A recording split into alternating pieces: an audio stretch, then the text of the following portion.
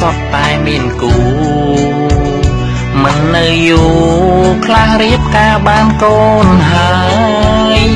ឯខ្ញុំវិញនៅតែទំនេរសង្សារម្នាក់ក៏អត់មានឡើយអោព្រះអើយពេលណាមានគូដូចគេ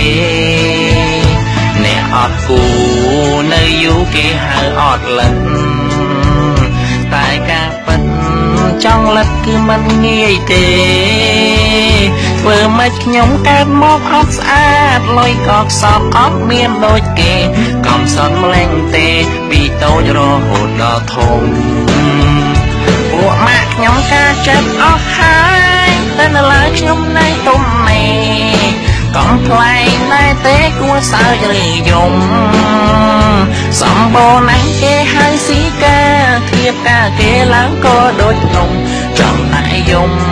ពេលណាដល់វេនខ្ញុំទៅ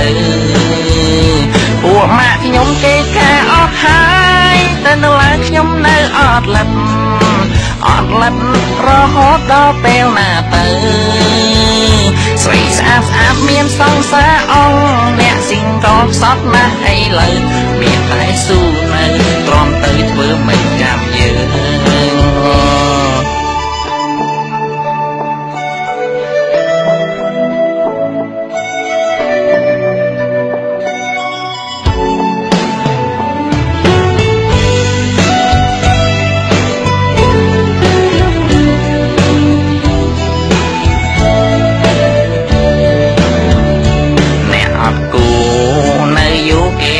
អត់លិត